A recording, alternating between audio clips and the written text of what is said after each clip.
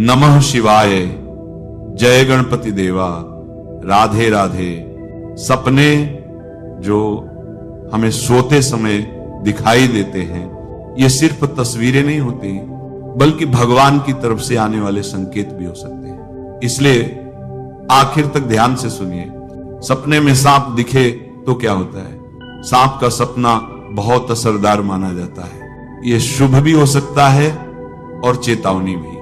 आइए इसे सरल शब्दों में समझते हैं। अगर सपना में काला सांप दिखाई दे, कई लोग डर जाते हैं, लेकिन असल में ये एक शुभ संकेत होता है। इसका मतलब आपका मान सम्मान बढ़ेगा, आपका धन बढ़ेगा, आपके काम सफल होंगे, समाज और परिवार में आपकी इज्जत बढ़ेगी। यानी काला सांप सपना में दिखना उन्नति का संकेत है।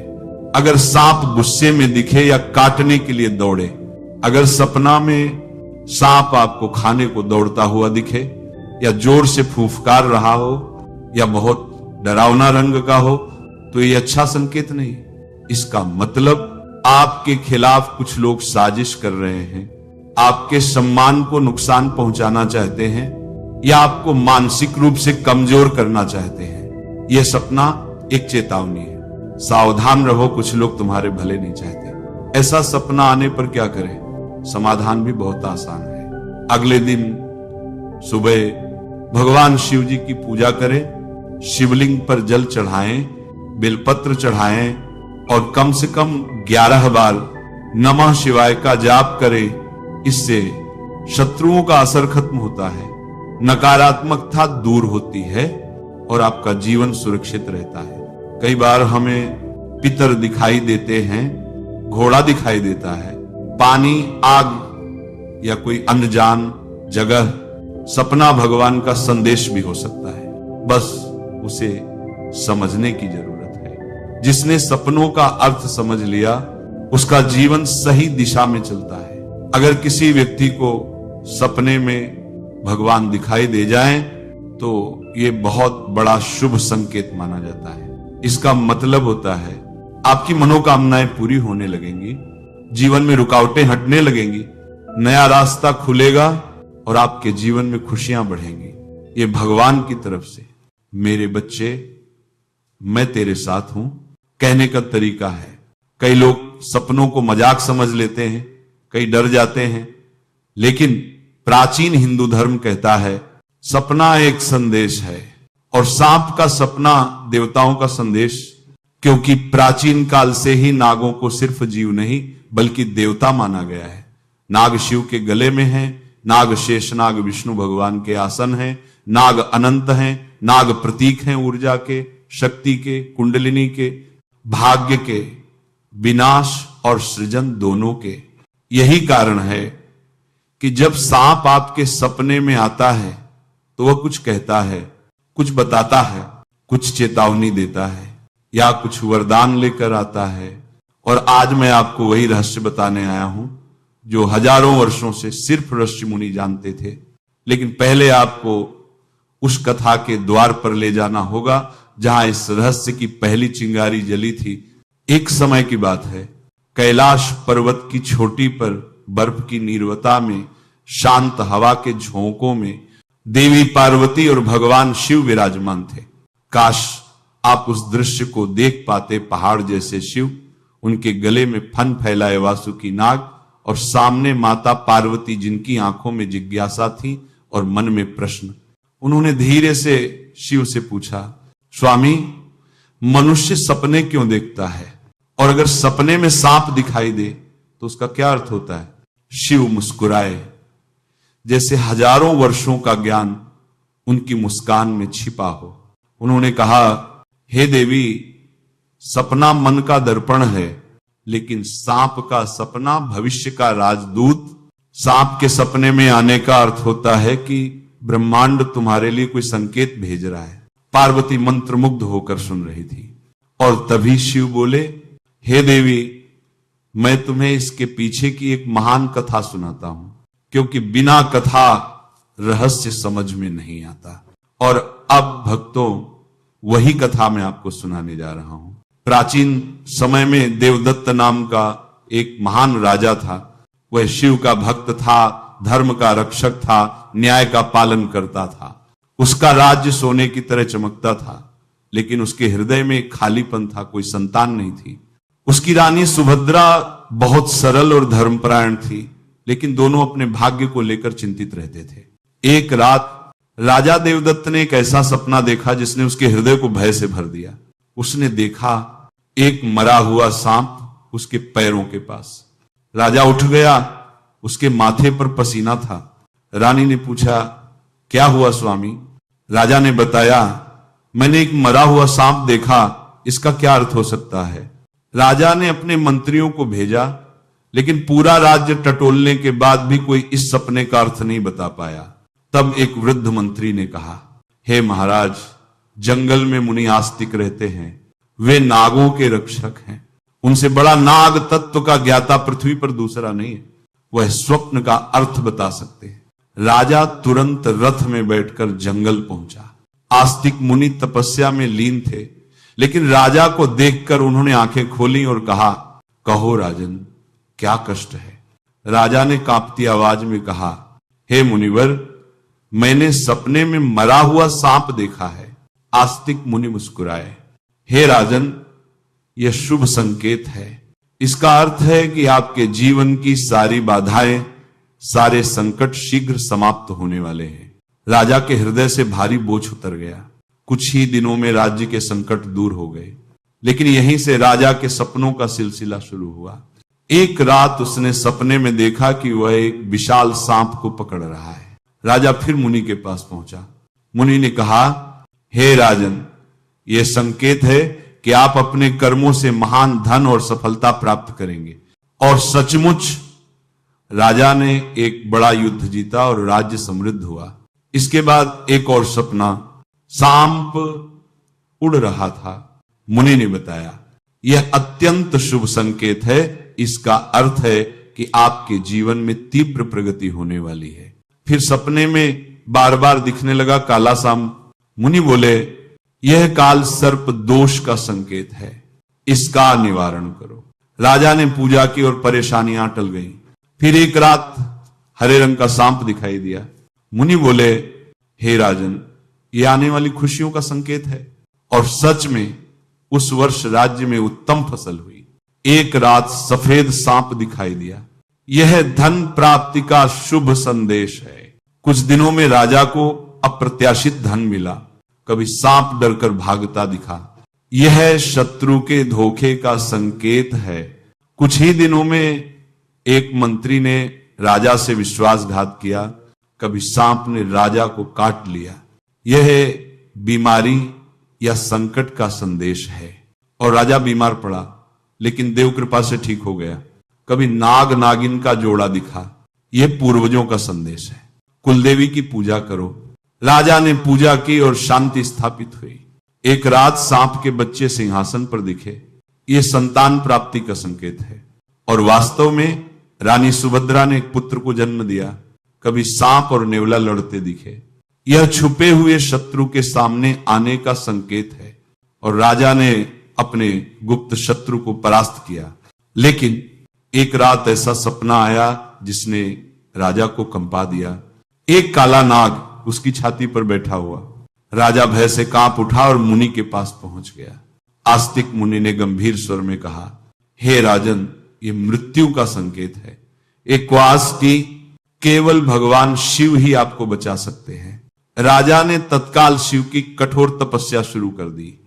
उसकी भक्ति देखकर कैलाश हिल उठा। अंततः भगवान शिव प्रकट हुए और बोले, हे राजन, तुम्हारी मृत्यु अभी दूर है। तुम्हारी भक्ति ने तुम्हें सुरक्षा प्रदान की है। राजा झुक गया, उसकी आंखों में आंसू थे। कथा समाप्त हुई। देवी पार्वती ने कहा, स्वामी, अब मुझे समझ आया कि सपनों का क्या महत्व है। शिव बोले, हे पार्वती, हर सपना एक संकेत है और सांप का सपना सबसे शक्तिशाली संकेत, क्योंकि नाग केवल जीव नहीं बल्कि ऊर्जा है, कुंडलिनी है, भाग्य के द्वारपाल हैं, आपके भविष्य के संदेशवाहक हैं। इसलिए कभी भी सांप के सपने को हल्के में न लें, कभी भी उसे नजरअंदाज न करें। क्योंकि हर सपना, हर दृश्य, हर संकेत आपको आने वाली किसी घटना के बारे में चेतावनी दे रहा होता है या आपको ऊपर उठा रहा होता है। यही ज्ञान भगवान शिव ने पार्वती को दिया था। यही ज्ञान आज आपके सामने प्रकट हुआ है। सांप का सपना मनुष्य के जीवन से भी बड़ा रहस्य है। यह ब्रह्मांड का संदेश है, देवताओं की भाषा है और मनुष्य की आत्मा का दर्पण है। जब भगवान शिव पार्वती को वह ज्ञान दे रहे थे तो अचानक कैलाश की हवा ठहर गई, मानो समय थम गया हो। वासुकी महानाग शिव के गले में हिलना बंद कर दिए और समूचे ब्रह्मांड में शांति फैल गई। देवी पार्वती ने विस्मय से पूछा, स्वामी, मनुष्य को सपना क्यों भेजा जाता है? आखिर देवता सीधे क्यों नहीं बोलते? शिव धीरे से मुस्कुराए। उनकी आंखों में अनंत काल का प्रकाश था। उन्होंने कहा, हे देवी, देवताओं की वाणी तेज होती है। यदि देवता सीधे मनुष्य से बात करें तो मनुष्य का शरीर उस ऊर्जा को सह नहीं पाएगा। इसलिए देवता सपनों का उपयोग करते हैं, शांत, सूक्ष्म और रहस्यमय संकेतों के रूप में। पार्वती बोली, लेकिन सांप ही क्यों और कोई जीव क्यों नहीं? शिव बोले, क्योंकि सांप पृथ्वी और पाताल का पहला ज्ञानी प्राणी है। नागों की स्मृति मनुष्यों से लाखों वर्ष पुरानी है। नागों को ब्रह्मांडीय ऊर्जा का संरक्षक माना गया है और मनुष्य के सपनों में वही ऊर्जा संकेत बनकर प्रवेश करती है। शिव ने आगे कहा, मनुष्य के अंदर 7 चक्र होते हैं और उन चक्रों की सुरक्षा नाग ऊर्जा करती है। जब मानव कमजोर होता है, जब उसके जीवन में कोई बड़ी घटना होने वाली होती है, जब भाग्य करवट लेता है, जब मृत्यु पास आती है, जब जीवन में चमत्कार जन्म लेता है, तभी स्वप्न में नाग प्रकट होता है। देवी पार्वती ने विस्मित होकर पूछा, स्वामी, क्या हर इंसान को नागों का संरक्षण मिलता है? शिव बोले, नहीं देवी, सिर्फ वही मनुष्य जिसका जीवन किसी बड़े परिवर्तन की ओर बढ़ रहा होता है। सांप का सपना हमेशा साधारण नहीं होता, यह दैवीय संदेश होता है और काला नाग ब्रह्मांड की चेतावनी। उसी समय पृथ्वी पर एक और जीवन बदल रहा था। एक युवा ब्राह्मण जिसका नाम माधव था, वह गरीब था लेकिन मन से अत्यंत पवित्र। हर सुबह नदी किनारे जाकर सूर्य को अर्घ्य देता, रुद्राष्टक का पाठ करता और शंकर भगवान की पूजा करता। एक रात माधव ने सपना देखा, जहां वह एक सुनसान मंदिर में अकेला खड़ा था। अचानक मंदिर की दीवारों से फुफकारती हुई आवाज निकली और उसके सामने प्रकट हुआ एक विशाल चमकता हुआ नाग। माधव डर गया, उसके पांव कांप गए, लेकिन नाग बोला, मत डर मानव, तू शिव का प्रिय भक्त है।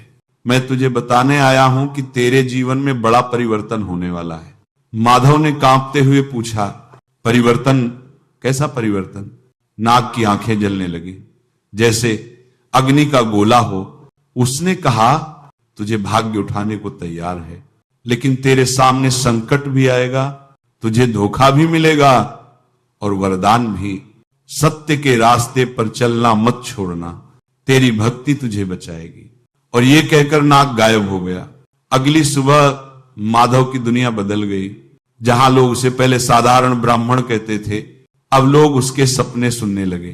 कुछ समझते, कुछ मजाक उड़ाते, लेकिन माधव के भीतर जो आग जल चुकी थी वह बुझने वाली नहीं थी। उस रात दूसरा सपना आया। इस बार नाग उसके चारों तरफ घूम रहा था, मानो उसकी रक्षा कर रहा हो। माधव हक्का बक्का रह गया। कुछ दिनों बाद उसके जीवन में चमत्कार हुए। जिस खेत में कभी कुछ नहीं उगता था, वहां अचानक फसल लहलहा उठी। जिस व्यापार में उसे घाटा होता था, वो अचानक लाभ देने लगा। जो लोग उसे तिरस्कृत करते थे, वह उसके चरण छूने लगे। लेकिन जहां वरदान होता है, वहां परीक्षाएं भी होती हैं। एक रात माधव ने देखा, एक काला नाग जिसकी आंखें लाल थीं, उस पर चढ़कर बैठा है। माधव का शरीर पसीने पसीने हो गया। सुबह उठकर वह पास के मंदिर के पंडित जी के पास गया। पंडित जी ने गंभीर होकर कहा, बेटा, काला नाग हमेशा चेतावनी लेकर आता है। तेरी जिंदगी में कोई बड़ा धोखा आने वाला है, सावधान रहना। लेकिन माधव भूला था। वह जानता ही नहीं था कि उसके चारों ओर लोभ, ईर्ष्या और कटुता के साए मंडरा रहे। कुछ समय बाद गांव के दो लोगों ने उसके खिलाफ साजिश की। वे उसकी जमीन हड़पना चाहते थे। उन्होंने 2 झूठे गवाह बनाए और गांव की पंचायत में उसे दोषी ठहराया। लेकिन उसी रात फिर सपना आया। इस बार सांप आग की तरह चमक रहा था। नाग ने कहा, तू सत्य है और सत्य को कोई हरा नहीं सकता। कल तेरे जीवन की सबसे भारी परीक्षा है, लेकिन याद रहे, सत्य हमेशा विजयी होता है। अगले दिन पंचायत बैठी। दोनों गवाह झूठ बोल रहे थे, लेकिन उसी समय अचानक तेज आंधी चली। वातावरण बदल गया और उसी आंधी में एक विशाल जीवित नाग सभा में रेंग कर आया और दोनों झूठे गवाहों की ओर फुफकारा। दोनों डर के मारे सच उगल गए। पूरी पंचायत को लगा यह शिव का चमत्कार है, यह नाग देवता का हस्तक्षेप है। माधव निर्दोष सिद्ध हुआ। गांव वाले उसके चरण छूने लगे।